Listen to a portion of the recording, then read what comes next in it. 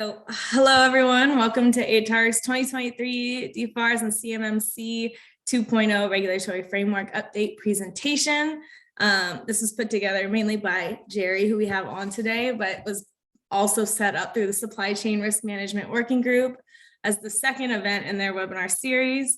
ATARC itself stands for Advanced Technologies Academic Research Center and is a nonprofit that facilitates collaboration between government, industry, and academia in order to accelerate technology modernization initiatives. We provide ongoing opportunities for cross-agency collaboration through on-site interaction, learning, and market research. So welcome to all the attendees. Thanks for joining us today. Before we begin, I do want to encourage all of you guys in the audience to submit questions of your own if you have any to the Q&A section of this platform, and we'll be going through them kind of during Jerry's presentation if you have them, and if not, then afterwards. So please send them in. And with that, I'd like to pass things over to Jerry Leishman, our speaker for today's event. Let him introduce. Great to meet everybody. Let me bring up my presentation here so we have something to look at. All right. Are we able to see that? Yes, we are. All right. Well, thank you for today. I'm excited to have a chance to just share with you what's who I am and CoreTech and to advance the ATARC's missions. Specifically, this one is around supply chain, and we're going to focus a little bit on the DoD supply chain, but it's a broader topic around cybersecurity and the changing world. It's not just regulations anymore, it's ransomware, it's global criminals, it's business disruptions, and like utilities. You can't get loans now without demonstrating some cybersecurity, hygiene, two-factor authentication, for example. And you can't get insurance, cyber insurance, unless you've demonstrated you've done your due care. So lots to talk about with cybersecurity, but today we're going to just kind of focus in on the DoD supply chain, which is relevant here. A little bit about me. Been around for a while. I've worked at Microsoft, I worked at Accenture, I worked at a lot of big product and consulting firms in project management, cybersecurity, compliance. And now I'm focused on CMMC DFARS, or the federal regulatory requirements, and helping the defense industrial base suppliers, or the defense industrial base of 300,000 individual companies understand what these upcoming regulations are, so they can help navigate that through to effectively get secure and compliant, maintain their current contracts with the DoD, and actually win more contracts as early adopters. So I'm a provisional assessor. It doesn't mean a lot, but I went through a course. I was on the industry standard group with the cybersecurity or CMMC accreditation body originally a couple of years ago. I'm a registered practitioner. I'm in process of becoming an auditor. So, pretty much all the things you can do to get certification. Now, really, this is about just getting educated on what the government is trying to do and coming up with practical understandings that I can share with suppliers out there that are trying to implement these CMMC, DFARS, NIST 800-171 requirements that are coming down the pipe to protect this nation. So there's a little bit about me. So what we're going to do today is, I got about 45 minutes to an hour.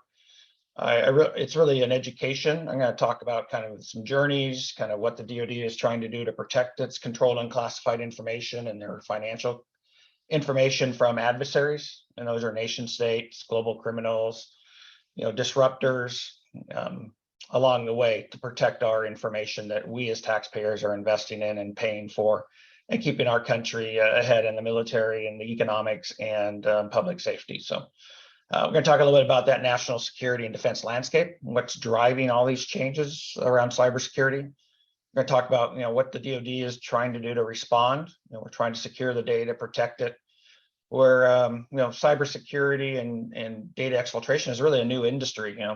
15 years ago, very few people are connected to the internet. Now everybody is, and it's exposed a lot of vulnerabilities that are being exploited by adversaries. So the DoD is finally taking some action. It can be very painful, but it's necessary for our country. So I'll talk a little bit about that. They've already got a DFARS 2252, 204, 7012.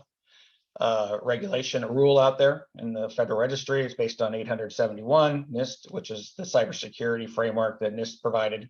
And it's the law of the land today that all DoD suppliers have to adhere to that have controlled unclassified information in their contracts. And then we're going to say, okay, that's law of the land today. And then we're going to look at CMMC 2.0 to understand how the cybersecurity rules are evolving. And the DoD is trying to build assurance into its supply chain to avoid things like the F-35. I think it was this week that there were some foreign components within the F-35, so they stopped production. So again, that's affecting us today. So it's very relevant and really important to our country and our supply chains out there. And then I want to talk a little bit about, okay, great, all these new rules are coming. We've got all these attacks coming. What can I do to help navigate this as an organization, or how can I support my suppliers or my supply chain? So it's going to be fairly high level. I'm not going to jump into any of the specific cybersecurity controls. How do you implement two-factor authentication? That's a lot of other topics that it's more technical in nature. This is going to be kind of the overview, kind of in a business perspective of CMMC. And what you need to be thinking about, either as a government organization that's providing or that's creating contracts that have CMMC in the future, or a prime or a supplier that's trying to understand what they mean and what I have to go do to be compliant and continue to do business with the DoD. So let's jump in. So national landscape, talked a little bit about this. We got a lot of adversaries out there. We all know who they are. They're conducting cyber campaigns every day. 24 hours a day, 24/7. Again, as you probably know, if you're being attacked, you only need one vulnerability for somebody to get in, an adversary to break in, then do ransomware or disrupt your organizations or steal information. They only need one way to get in. But you, as the holder of that information, have to protect it 100% of the time, 24/7. So it's a very hard job to protect our country, our information, and obviously the public safety as people reach across the oceans and can impact and disrupt our country. So, as a U.S. citizen, I really like to maintain our military advantages, keep our infrastructure safe, public safety safe, and continue to be an economic powerhouse in the world. So this is what that's all about. So it's a big mission. It's a big national security concern that we're all talking about this, and it's something that we all have to pay attention to. So, let's talk a little bit about some of the things that have happened just in the last year. SolarWinds is kind of the watershed moment that we had. An adversary injected malware into some products of SolarWinds and did it unknowingly to SolarWinds, and it was distributed across government and commercial organizations. And then those that adware, or the ware that they took, exploited and extracted information from many organizations. And why I say it's a watershed moment, as a result of that, federal government, academia, and industry realized that this is a really big impact, the cybersecurity attacks. And so this really kicked off in conjunction with the Solarium 1.0 about what this country needs to do around better protecting our information and our citizens. So it's interesting when academia, government, and industry come together to attack a big challenge for the country. This is one of them. So this is the start of what you're seeing right now with CISA, with all of the incident responses. If there's breaches, it's all coming together across the different aspects of our U.S. Working space that we're in. The last time that the three government, education, industry really came together was back in the Spanish flu, which is back in the 1800s. So when organizations like this are working together for a common cause, it's significant. So it's time to do that. So that was really the watershed moment. And since then, there's been the Colonial Pipeline, oil and gas disrupted their IT, shut down oil distribution, prices went up at the gas pumps. If you're on the East Coast, you felt that. JBS Meats, they do 25 or 30% of the U.S. meat production. Meat supplies just dried up because they shut down. McDonald's. And then Biden's even stepped in with his executive orders. Back in March, the Strengthening the American Cybersecurity Act, March 15th. CISA, Shields Up. 60 Minutes even had a spot for cybersecurity attacks back in April. And then the Ukraine-Russia war with a disruption and around the critical infrastructure. And just this week, the F-35 production supply chain stoppage because of a supplier that brought in some components and materials outside of the regulatory requirements. And so they've stopped production to fix that. So it's happening everywhere. And I also work with small, medium, and large organizations. I do work at Microsoft.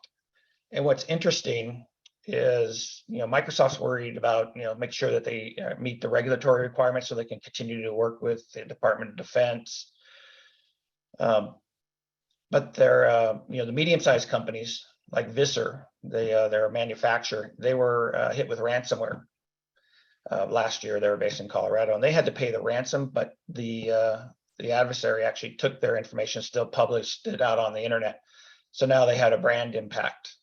So now they were affected with ransomware disruption and regulatory issues. And frankly, compliance is the least important from our country standpoint. The ransomware is here and now. It affects people's businesses. And if you get breached, usually within a year, you're out of business if you're a small, medium business. So security is job number one. Compliance is second. So if we get secure and really protect ourselves, compliance comes. Used to be, well, we're led by compliance, but compliance has been a checklist historically, and it's never really secure. But taking security first, compliance comes at a kind of a free cost. So having said that, one interesting point that I find is that all the theft that's going on of information around the globe is more profitable than the entire global illegal drug trade. And why is that? Well, I mean, to move illegal drug across borders, it's a physical thing. You have to dig tunnels, you have to hide it. And there's a lot of risk to doing that.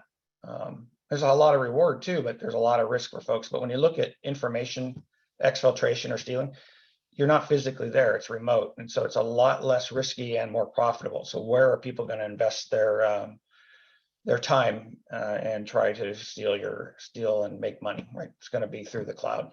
It's going to be through the internet. It's going to be remote. And with 5G and quantum, it's going to even come faster. So again, those are driving factors of why cybersecurity is really important. And by 2025 is expected that $10 trillion annually will be stolen around the globe. And that's a lot of money. So anyway, cybercrime is profitable, effective, and global. And so we're trying to put regulations in initially here with CMMC and DFARS, which we'll get into, to help slow it down. It's not to fix it, it's to slow it down and get a change of behavior for every company in the country. Security by design. Right now, security is an afterthought. It's an IT issue. It's not well thought of until there's an attack and they're breached and they're shut down. And then the money flows into IT and other areas to protect the company. But it shouldn't be that way. It should be a strategic value add risk mitigation approach prior to the breaches. It's a much better way to think about this. If you're a innovative, thought leading executive, be an early adopter, move forward, and it'll be a better value prop message to your customers. We're secure, we're low risk, you can trust us. Because right now, most folks I ask don't have any sort of programs, plans, strategies to protect themselves from digital attacks. So anyway, so moving on. So how big is it really in the supply chain, the DoD supply chain? You've probably seen a lot of these numbers, but just to highlight it, right now, we're over $1 trillion globally of exfiltration of just supply chain. And most of that exfiltration happens in the tier 3 through 8s in the defense supply chain.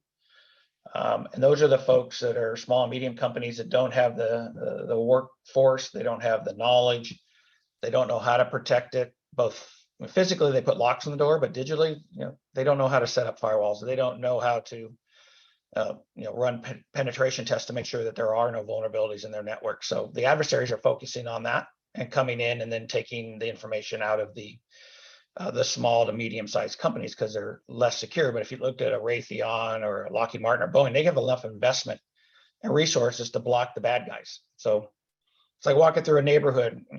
You're looking, if you're a criminal, you walk in, you look for houses that have doors open, nobody around, versus those that have locks with monitoring. They go after the low-hanging fruit because it's less risky. And so that's what they're doing, is going after the small and medium-sized businesses in the supply chain. And speaking of the supply chain, there's over 350,000 entities today. It could be more. They're actually delivering products and services to the defense industrial base. And that's a lot to manage. And another interesting thing, the defense industrial base has been the most unregulated industry historically. They haven't had to adhere to any third-party certifications, and they're also the biggest. So it's obviously a large opportunity for criminals to go and attack us. And you will find out that the DoD has said, hey, this isn't acceptable anymore. We're losing too much taxpayer money. We're going to actually regulate these guys. Some of them have they regulated the finance industry. They're going to regulate the defense industrial base, and probably all federal contractors over time, because DHS, DOE all want to protect their data and information as well. But the DoD has started at the point of the spear. So that's another thing you want to keep in point. This is the start of a macro trend that's coming at you. So 350 entities. What's interesting is, well, that's great, but how many of them actually have technical information or defense information that they need to protect? Well, 80% of that information from the DoD flows down into all these suppliers, so they can make fighter jets, ball bearings that fit those fighter jets. So those designs, those plans are all being flowed through these small, medium, and large systems that are not protected. And that's where the adversaries are grabbing that information and going building comparative fighter jets or nuclear, you name it, whatever we're investing in as a country, people are stealing it and have been stealing it for a long time. And we have to stop that. And then there's obviously once you're breached, it usually takes quite a while, a lot of money to mitigate that cost. And then what I mentioned, if you're a small or medium, you sometimes will go out of business shortly thereafter because of the legal costs, the brand issues. So it's a pretty risky business to not be secure. It's actually a big risk. So we'll talk a little bit more about that, but it is a big problem. Probably the biggest problem right now that the world is facing around cybersecurity and cybercrime globally. So let's jump into a little bit of what the federal government has done to respond to this, to try to slow this loss of information down to our adversaries and protect our national interests. Back in '96, most folks have heard about ITAR. So this is the military sort of information building rockets, tanks. We restricted that from our national adversaries. We didn't want to give them that information for free. So they put in law that we couldn't do that. Now there are exceptions, and that's been going on since 1976. But between 1976 and 2018, that was really the only data protection law of significance that the DoD had done. But they realized that all the exfiltration was happening, probably in the 2000s, that they said, we got to do something else. And so they implemented the DFARS rules, the defense FARS rule, and they adopted NIST 800-171, which was 110 specific requirements or cyber controls, if you want to call that, to help mitigate data loss by putting in additional controls that protect the information. So in 2018, they said, okay, all our contracts that contain CUI type information, we're going to have flow down clauses from the DoD to the prime down to the suppliers, all the way down where that program where that CUI was going to flow, just to protect that supply chain exfiltration. That's a great idea. However, it was all self-attestation, which means as soon as you signed the contract, you were responsible to implement those particular controls, which means you had a system security plan and a plan of action to fill any of the gaps. Didn't go as well as planned. In I think 2019, the DoD said, hey, we're still losing a lot of data here, a lot of attacks. Let's go out and survey the defense industrial base that have these slowdowns and see how well they're doing in their self-attesting and increasing their security and compliance posture. They found, I think, over 90% of them hadn't done anything. So in effect, the self-attestation, self-enforcement didn't work. And so they had to come up with a different approach. So in 2020, or actually 2020, they implemented the CMMC, Cybersecurity Maturity Model Certification program. It came out of the DoD procurement office, says, hey, we're going to up the game. We're going to take the NIST 800-171 that you already all should be doing, even though you're not. We expect you as a DoD to be doing that, making those investments. And don't cry that you haven't been doing your job and now we're going to put a third-party audit on you. And people in the small business said, well, gosh, that's going to cost a lot of money. You know, we got to pay for the audit. All true. But the underlying baseline was since 2018, you know, 4 years now, you guys, the defense industry has said that you've been doing it. You signed the contracts. You're legally responsible.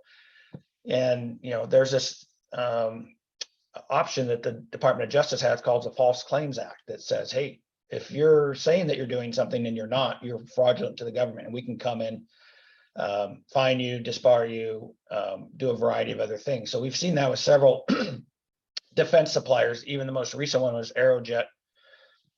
They had a DFARS finding just in March, and they were fined $9 million. So it's happening here today. However, back in 2018, there was no enforcement. Enforcement is increasing through the False Claims Act. So bringing that back, so the DoD said, okay, what are we going to do to take it to the next step?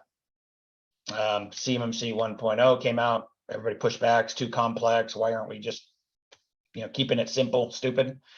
And so what happened is the responsibility moved over to the DoD CIO, and they came out with the CMMC 2.0 framework, which is really simplified. It was the NIST 800-171, which everybody was supposed to be doing, but adding in a third-party audit. So trust, put, verify. So that's where we're at today. Is CMMC 2.0 has been announced back in November 2021. There's rulemaking going on right now with the DoD through CFR 32 and 34 to get that in the book, so it can be clearly understand what the requirements will be. But it's not there yet. So so the goal is by you know, March, April of 2023, all that rulemaking, all the clarity will be done on what CMMC 2.0 will look like. You know, what's the third? What level of certification will be needed for a cloud service provider? What sort of inheritance for like FedRAMP will a cloud service provider be able to reuse versus having to get their own CMMC certification? I've got a list of some of the things that are still being worked out that are blockers to successful implementation of CMMC. So I mentioned that, and the key point is that this is a work in progress with CMMC.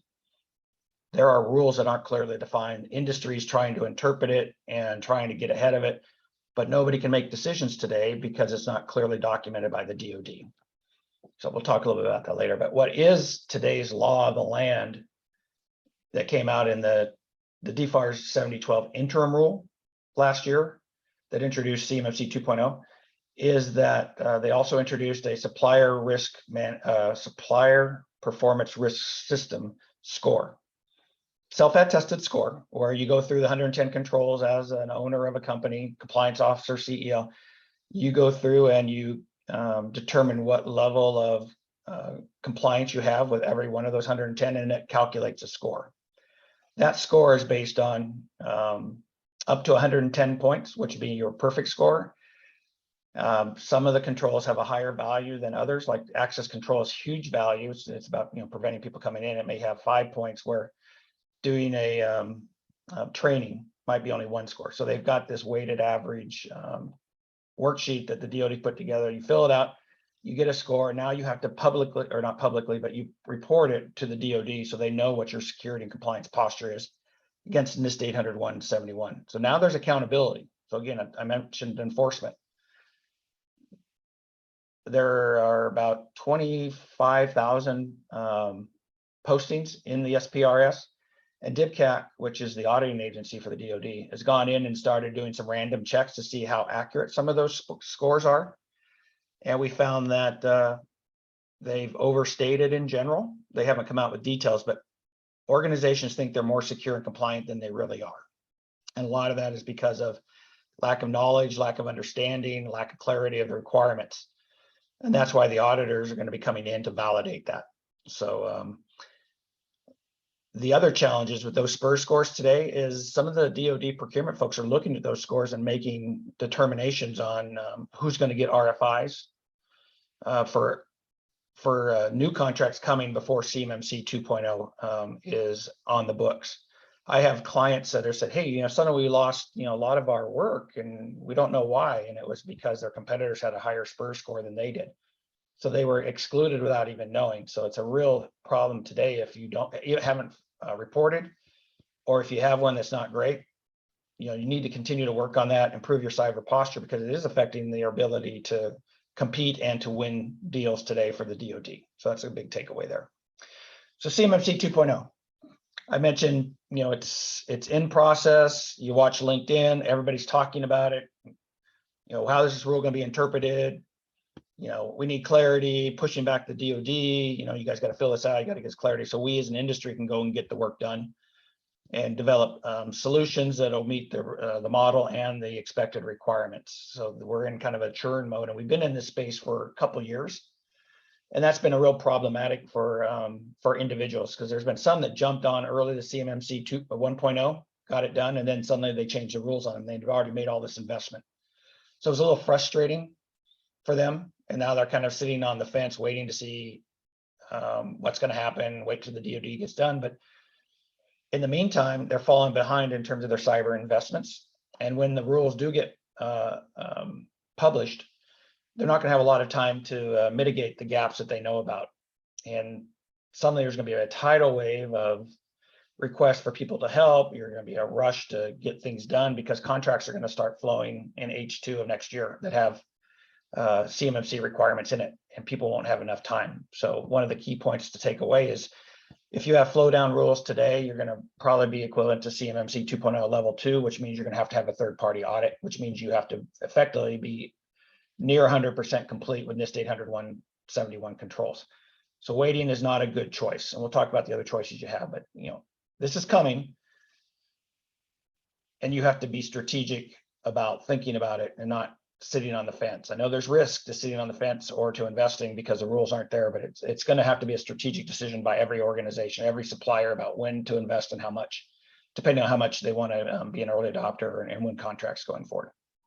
So having said that, you're seeing a progression from the DoD about more specifics around cybersecurity protection, more enforcement. We're adding third-party audit with CMMC 2.0. The other piece that we haven't talked about yet is the NIST 800-171 Rev 2 is under review. There's a Rev 3 that's being developed right now by NIST, which will incorporate some additional controls related to ransomware, because that's something that's not really addressed in the Rev 2. So we know there are going to be more requirements coming that will be adopted into CMMC 2.0 and DFARS. So this is the never-ending story.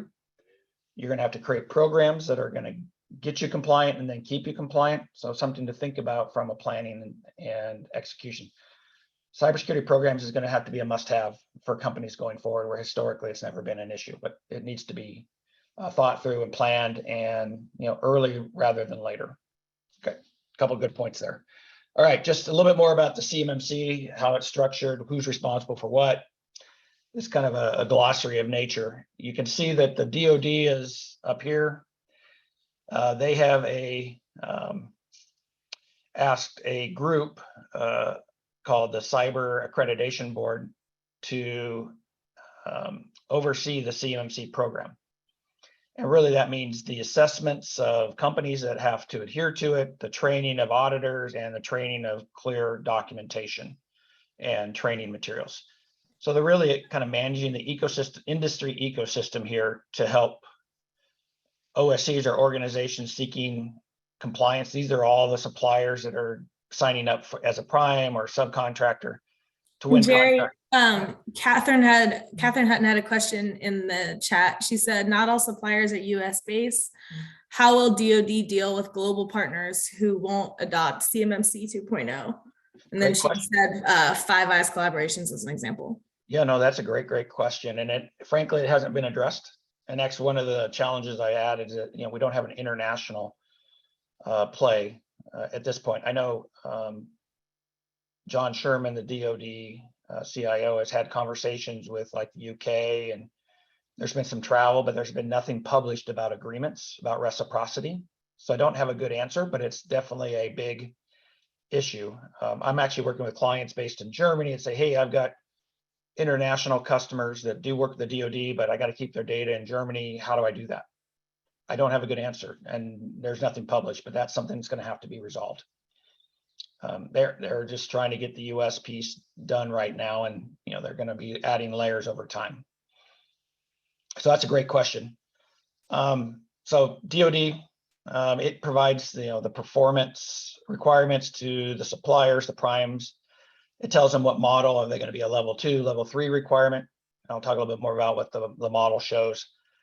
And procurement's going to validate that. So that's the contracting piece between the DoD and the suppliers. And then they've asked like the AB to say, okay, guys, I need auditors to go out and audit the suppliers, make sure they're meeting the requirements, because I can't do that. I want to get them certified, and then that would be a requirement that they have to complete prior to award of that contract. So they have to be audited and get a certification from the Cyber AB so they can actually accept the award if they win it. So that's a big deal there.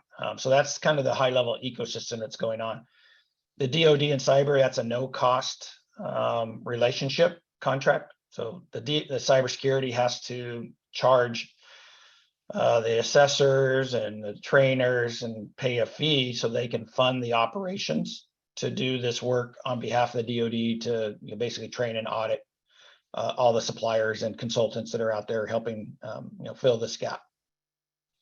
So that's where we're at today. So from a little bit of ecosystem. So so what is the overview of CMMC? Really, to keep it simple, CMMC 2.0 is based on NIST 800-171 with a third-party audit if you're at a level 2. If you're not at a level 2, and I'll tell you what level 1 and level 2 are. If you're a level 1, which means you don't have controlled and classified, you just have contract information, then you can do your self-attestation. So they're slowly ratcheting up the enforcement and requirements to ensure that that data is protected without, collapsing the defense industrial base with additional costs, both for getting secure as well as maintaining and getting audited and then maintaining that. So it's a fine balance. They should have been doing this a long time ago, and the industry should have been doing it back when DFARS came out, but they haven't. So there's this whole fine balance. I'll just make mention that many of the suppliers are seeing this and saying, gosh, I've got a lot of work to do to get to a NIST 800-171. I don't think I want to invest that because it's a cost. It's not going to generate much revenue for me, but it does keep me competitive, keeping contracts, and maybe being an early adopter and winning more. So it's a market opportunity for early adopters and savvy owners. But most people see it as just a cost from the government. So many are actually selling their businesses to others in their supply chain. So there's a consolidation underway of the defense industrial base, which is somewhat good because now you're taking out risk areas within the supply chain and moving it into more secure organizations. So that's a benefit to the country. Less suppliers was less management, but it doesn't help small business and entrepreneurs really kind of get out there and build new businesses because there is a little bit more of a cost to entry. But that's kind of what's going on from an industry business standpoint. But the model itself is really to protect our data, and there's 3 types of data. There's the contract data. This is non-public, but it's not going to help them an adversary build a jet. You got controlled and classified. This is the technical drawings of building a jet. So this could be, if stolen, could be used to shorten a development cycle for an alternative fighter jet in an adversary's location. And it may not be ITAR. It could be just other related sensitive information. And then there's the ITAR, which they've collapsed that into what they call CUI. And CUI is, if you don't know what CUI is, controlled and classified, NARA has about 30 categories of what CUI is, and it varies across the board. So one of the biggest challenges is, what is CUI in my organization? You actually have to define it and validate it. I mean, if it's stamped as controlled and classified when it comes from your customer or the DoD, it's easy to know on the contract, but government isn't always labeling the information effectively. So you may not even know it's CUI, but it is, and you have to treat it with that due care, even though it wasn't labeled by the government. So there's a responsibility on you to know that.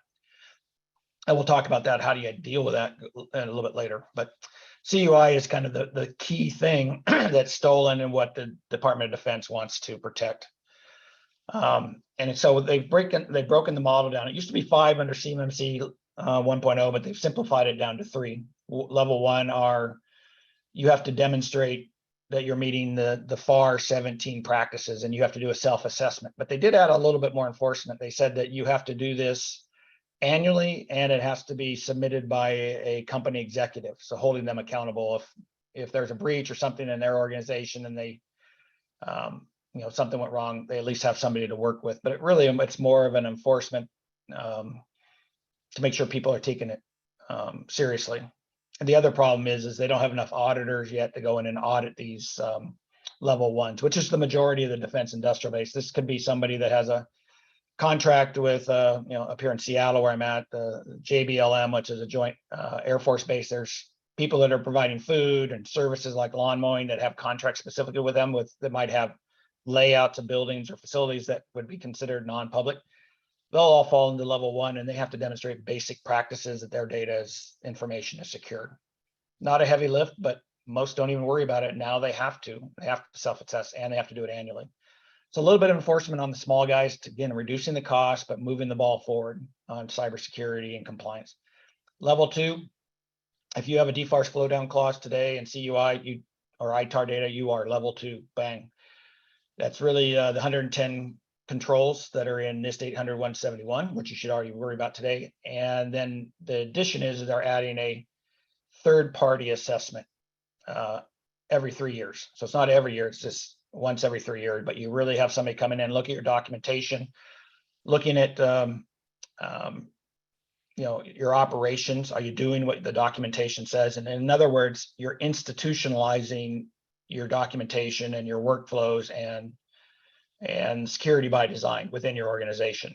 And so we'll look at how do they figure that out, and I'll show you in a little bit. But this is really the guts of what CMMC and DFAR is about, protecting this CUI at level two. And these are where you have to really invest because you have a third-party audit, and if you don't pass it, then you don't get contracts. So it really is a business risk now that if you are a DoD is a big part of your business and you're not investing here, you potentially could lose that part of your business because you'll be disqualified. Level three, this one has not been fully defined yet, but this is going to be a handful, maybe 500 companies that are really the bigger ones that are almost handling classified, but they have to run a security operations center. These are going to probably be your primes primarily. They're going to have to certify at this level because of the complexity of the contracts that they're getting. So in terms of numbers, maybe 500 companies at level three. Level two will probably have 80,000 companies, so it's a pretty big set of population, and then all of those have to be audited. And how long it will take to audit 80,000 companies? You got to have a lot of auditors. And right now, the Cyber Accreditation Board has 20, so it's going to be a real prioritization effort. They're trying to get more auditors as we speak. So that's one of the bottlenecks that the DoD and the Cyber AB are trying to figure out how to push through all the certifications. But the good news is, and the bad news is many organizations aren't ready. They need to be investing in getting secure and implementing solutions that will get them NIST 800-171 compliant before they have to be audited. So then the other really important thing for primes, actually it's for primes and suppliers, that if you have suppliers, you're responsible for their assurance of their compliance as well. So this is just what happened in the F-35 problem this last week, where they had to stop production because a supplier somewhere down the supply chain was getting materials out of China. They self-reported, and then the DoD decided, well, we're going to stop and get an alternative, but they stopped the production of the F-35, which is a big deal, just because they had a foreign material in there. So they're taking it very seriously, and they're now showing action. But the point here is that supplier that provided those engine parts should have known that their material provider was in China and were not compliant, and should have changed that and got somebody that would be compliant, and then they wouldn't have been certified with CMMC in the future. So that then rolls up to the prime. So the prime will know that all of my suppliers and sub-suppliers will be CMMC compliance at the level of the contract. Now, it doesn't mean that all of them have to be, because there might be some contractors that only need to mow the yard, so they can come in at a level one, but it's all about what data people are touching.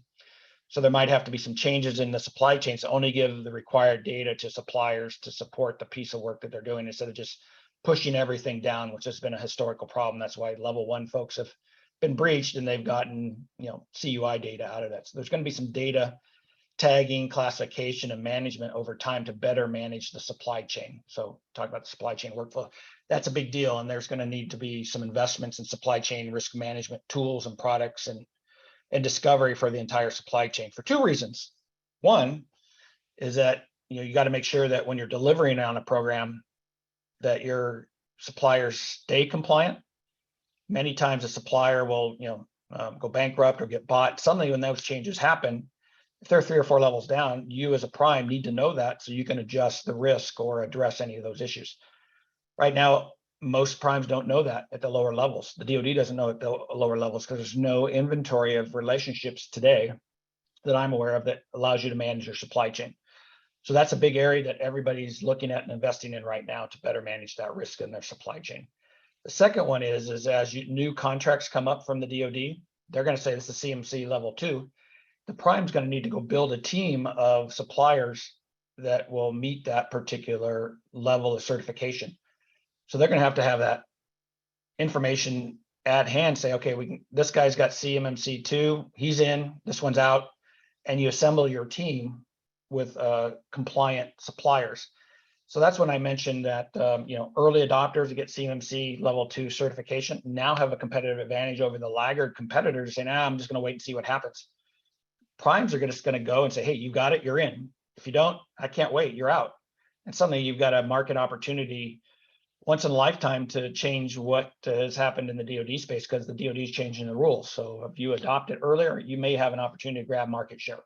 So that's the good news about all of this for those that are innovative and see it that way. And then finally, on the CMMC, it's, to the rulemaking, we expect the rule making to be done in March, April of 2023 from the DoD. It's on the Federal Register, CFR 32 to 40 and 48. Again, tentative, estimated. It could take longer because once they bring it out, there'll be a public opinion. So, the federal process is, it's hard to manage sometimes. So just a heads up, keep an eye on that. So really, just to highlight why this is all happening, DoD, really they're trying to do 3 things. They want to protect the controlled and classified and stop the exfiltration. They also want to increase accountability to the prime and the supply chain and hold them accountable and enforce it so they pay attention and change their behavior to protect it for not only the national interest, but because there are non-compliance consequences. And I'm sad to say that most of us don't change our behavior unless there's a penalty. They tried to give them a carrot, but it didn't work out real well. Nobody paid attention. They're too busy. Now they're going to have more accountability and enforcement, which will try. And that is like, you don't get contracts anymore unless you do this. That's a behavioral change based on a big stick. So that's happening. And the other thing is obviously the government, losing that kind of information is losing public trust. They want to rebuild public trust by enforcing this to, have the taxpayers trust them that this is working. They've got their act together in supply chain and we're moving forward. And this is just one of many initiatives that the DoD and the federal government are doing to do that. So that's kind of the high level goals. CMC model. So this is a little bit detailed on the model. So I mentioned there's 110 controls. It starts with 14 families. So you can see like access control, awareness and training, audit and accountability. So there's 14 of those. And then within those 14 families, there's actually 110 practices. Now the practices have been grouped into 3. We talked about level 1, 2, and 3. So level 1, you'll see 17 practices based on FAR. Level 2 will be, I can't remember how many it is. I think it's mainly the 110 will be here in level 2. So you got to do all 110. And then level 3, once they report it, may have some advanced requirements beyond just the basic 110. Now, what's really important is when I say there's 110 practice areas, each practice area may have multiple requirements. So if this lower level demonstrates that. So access control, which is the domain family. Within that, you have a security requirements, might be a level 2. And then within that, you have individual requirements, which they call control objectives. So there's 1.1a, 1.1b. So there's actually 7 individual requirements here that have to be addressed by an organization to achieve compliance for access control security requirement 3.11. And if you added up all of those control objectives under those 110 practices, you really have 320 control objectives.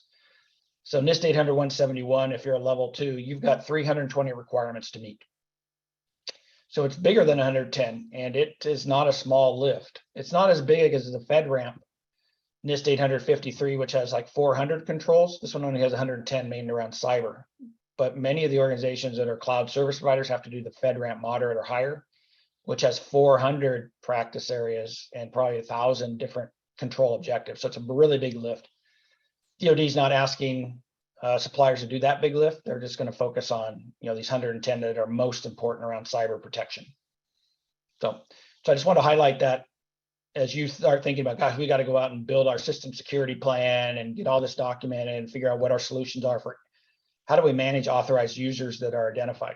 Do we use Windows Active Directory, or what are we doing? So some of these are going to be IT, some of these like awareness and training. This might be your education team's got to do phishing training, audit and accountability. You've got to make sure that you've got monitoring going on. Could be build a team in-house, or you might say, hey, I don't want to do auditing, and that's good. Can't find people to do a SOC, so I'm going to go hire a SOC to come in and monitor all my endpoints for me. So I'm going to outsource that function. So you have all of those different things that you can do to build and meet these requirements prior to your audit. So lots to consider if you're a compliance officer or a legal officer, CEO that wants to, get certified for CMMC. And, a lot of these things are, security and compliance, and a lot of companies don't have the skill sets, the resources, know how to navigate that. So that's where you'll need help. There's lots of free help, and we'll talk a little bit about that later. But what's interesting is once the auditor comes, they're going to do 3 things. And I talked about institutionalization. They're going to look at this control area, look at these requirements, say, okay, we're going to come in, we're going to examine the documentation. Does it make sense? Does it flow? Do you have the right technology in there to support your process? Are observing the work, the manufacturing floor, are they following what the documentation says? So it's kind of an observation sort of approach. Secondly, they'll actually interview people to determine, hey, even though it's in the documentation, are you really doing it? So they'll kind of, poke and sample to make sure that you're doing what you documented and are showing. And the third area is test. Actually look at the input, follow the documentation, the output to make sure that it aligns. And all 3 of those things would allow you to say, yep, you have achieved and are compliant with this particular requirement for access control. So you can see it's quite invasive. Talking to some of my peers that have actually gone through the certifications that are what we call the C3POs, the ones that are going to go audit all of the folks. They went down, the DIBCAC who did the audits, which is represent the DoD, went down and actually did these for many of these individual controls.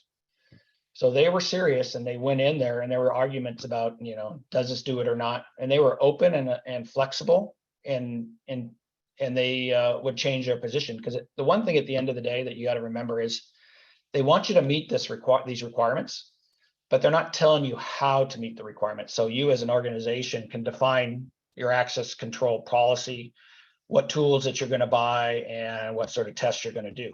As long as that meets the requirement, you have fulfilled the intent of that requirement, and the auditor will allow you to go through it. It's not compared to, say, a FedRAMP. It says you can only use these 2 tools, and you have to have this encryption, and that's all that we're going to approve. So these are all organizational defined solutions to meet these requirements. So it gives you flexibility, and what you've implemented already, a lot of that will pass the test, but where there's gaps, you'll want to define it to meet that. So a little bit about the framework and the depth and breadth that you got to worry about. So let's take an example.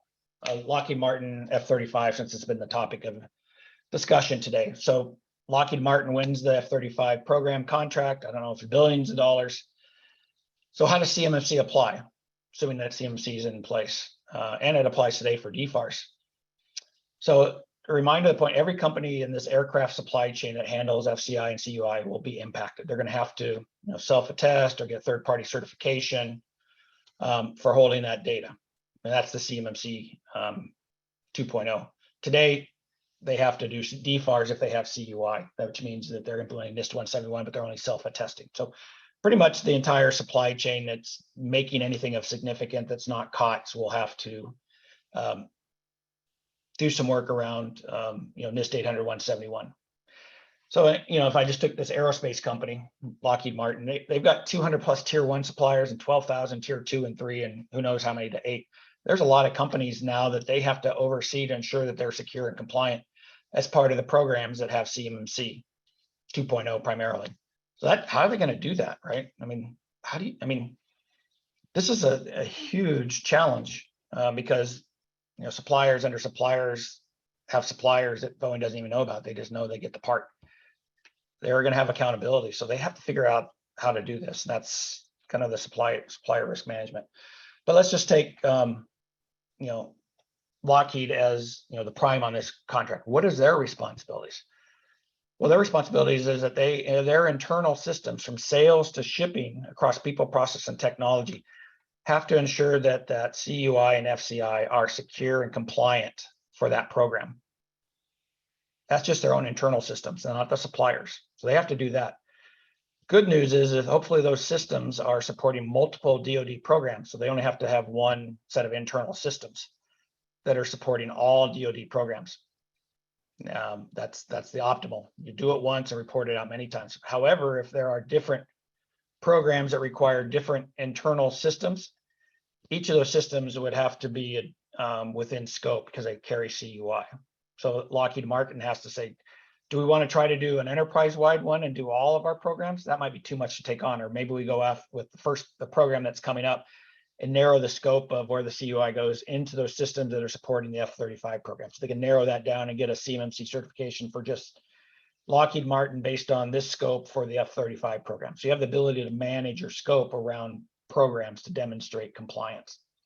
So this is a point that I wanted to make out. Some companies, some of the larger companies might have 3 or 4 CMMC certifications. Just think about 3 different programs that each have their own certification because they use different systems and supply chains. But typically the smaller tier 2s will, get it at the enterprise. They don't have so many programs, they're not as big as the primes. But so the prime's got to take care of its business. Then it goes say, okay, what about my subcontractors? And that's their whole supply chain. I've got to make sure that they have the rigor, that they're getting their certifications before I can bring them into an RFP, as well as, and that's really when it starts, bringing them into an RFP, because existing contracts will not be retrofitted with CMMC. Those will continue on as is. It's only the net new programs and contracts are either renewing or brand new will be the ones that CMMC applies. So just let you guys know that it's only net new stuff because it's too hard to go back and retrofit.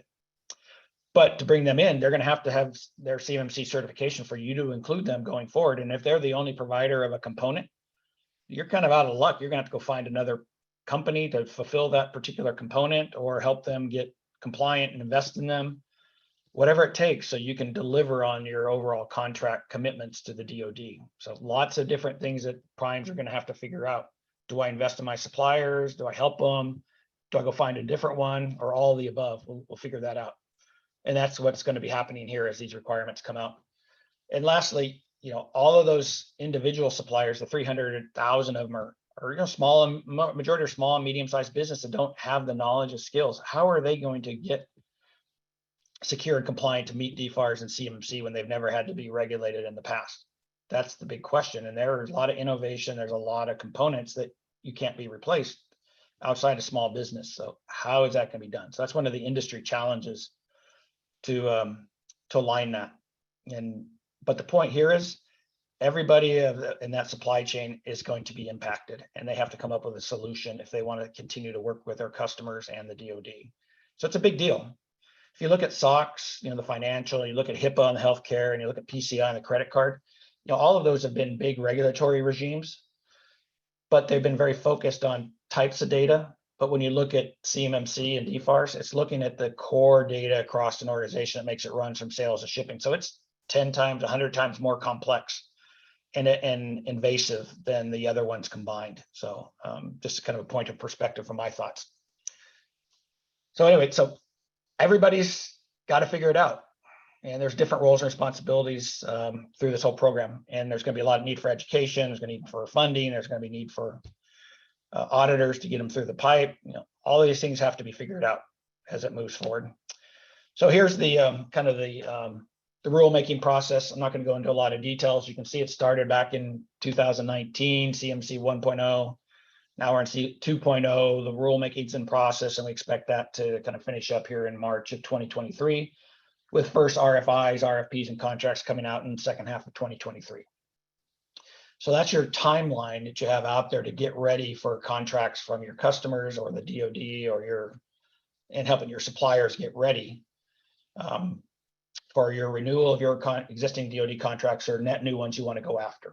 So most of the work, probably most of the impact is going to happen in the fall of 2023, where you've got to be ready. So you got a year, and whatever you need to get done in a year to meet NIST 800-171, you need to be going now and not sitting on the fence, because there's a difference between early adopters and laggards. 10% of early adopters, they're the ones that are going to win. If you're a laggard, you're most likely going to be slammed to get it done and paying a boatload of money because you waited too long, and everybody's trying to do that. Or you don't make the timeline and you miss contracts, and suddenly you've been displaced by a smaller, faster company that can deliver a similar product and meet the regulatory compliance as pre-qualification. So that's that then. So how are we doing on time, Nicole? You have about 3-4 more minutes. Okay, I'm gonna go a little bit faster here. So common challenges, you guys probably all recognize this in your companies as well as your suppliers. Leadership has to be involved. It's an enterprise issue. You don't know what your existing compliance gaps are. You might not have run a pen test, or you've never looked at the data flows. You don't know where your CUI is. So how can you protect it if you don't know where it's at in your organization? And even if you knew where it's at, do you have the expertise to apply to determine solutions and the money to develop systems, people, process, and technology solutions to protect that data to meet the requirements? And on the right side here is that CoreTech uses what we call our compliance framework that's broader than 800-171. We look at it from a business standpoint, security compliance and operations and business alignment. So it's much more involved to really start at the C level and push it down. And NIST 171 is a big part of the implementation of it, but there's a lot more around cyber security and business resiliency. Like I mentioned, ransomware, business operations, and just breaches in general. So you really need to think about what framework you're going to file. NIST 171 is the minimum bar, but if you want to think at the enterprise, something like this might be of interest. So what are you going to do? Do nothing, break your contracts, lose data, get caught? Could do that. You fix the security deficiencies, fix things that you receive a CMMC contract, worry about it when you get it. Implement minimal solutions to meet the compliance objectives, checklist. Maybe people might do that. Or just go all in, be an early adopter, secure your data and your business and win more. So you got to pick from one of those. Here's the kind of a high level journey. And this is going to be assess, understand where you're at, so you can make informed decisions as leadership, and then go through a planning process, prioritize, look at it strategically, define the right size solution. You look at shared responsibilities. Do I want to build it with my teams? Do I want to outsource it? And do that reference architecture that you're going to use for your DoD business or maybe all your federal business. Get that plan in place, get approvals, and then go and implement. Bring in a consultant like CoreTech who looks at it as a kind of a general contractor, compliance manager that's able to manage across the people, process, the business, the IT to get everything done to achieve your audit ready state, which would lead into kind of the certification itself. Prepare, do the audit, get your cert, and then you move into the operate mode. And this is what I mentioned. You got to think about a compliance and security program going forward, because there are requirements. It says every year you got to do an annual threat assessment. You got to keep your documentation update. You might do merger and acquisitions. You got to continue to manage. You got incident response. You got reporting. So you want to have a program, somebody that knows that and can run it for you to stay compliant. So the challenges, I'll just finish up with this then. This is John Sherman said yesterday at his DoD CIO conversation, said we're relying on innovative partners, industry. Industry has to prevent intellectual property critical to security of our nation. So the government's telling us, here's your model. Industry, help us fill the gap. Fill the gap between Solarium, the government, and industry to support our country. And so that's what we're doing. Yep. We got one more question and then Yep. I have to wrap this up, but as someone anonymous said, metrics, how is DoD going to track security metrics to determine if CMMC 2.0 is improving national cyber resilience? Whew. They haven't come out with our KPIs yet on that. I do know that the number of audits and validation that the supply chain is secure will improve, because right now they have no standards around that. And in terms of breaches, you got two things working against you. Breaches and attacks are increasing at the same time. People are trying to reduce it. So you could have improvements of reducing attacks from the supplier side, but there might be more attacks. So the attack overall might be going up. So it's hard to know, but it really starts with education, getting your cybersecurity capabilities and industry solutions. I'm part of the CMMC Industry Standard Council, which combines Microsoft, AWS, Google, Coalfire, Cortec to come together arm in arm to fill the gap. But it really starts with cultural change. Path forward, there's several things here, and I'll make this available to you guys since we're out of time. Lots of things to do to move forward, but it really starts with leadership, workforce, buy versus build, go fast, go alone, and leverage free resources. Lots of good key takeaways. It's an enterprise challenge. Starts with leadership. It's time to pay up. Can't fake it till you make it. Shortcuts aren't getting you in there anymore. You need a third-party workforce. Got to find some funding because it's expensive. You got to get started now. Last minute costs are going to hurt. And you got to avoid non-compliance penalties, right? Due care and third-party liability is what we're seeing with Colonial Pipeline. You're not doing your cybersecurity job. You're getting sued because of impact and not doing your due care. So having said that, I'm done. So if you want to talk more, I'll give you a call for 30 minutes and just educate you for your particular situation. Feel free to reach out to me. And thank you. If anyone is interested in kind of connecting further with Jerry offline, please let me know in an email and I will connect you guys as soon as I can. But unfortunately, that is all the time that we have for today. But Jerry, thank you so much for your presentation. It was awesome. Great. I hope everybody learned a lot. I know I did. Thank you everybody else also for joining us today. And hopefully we get to see you at ATARC's next event. But outside of that, have a great rest of your day, everyone. See you guys. Bye.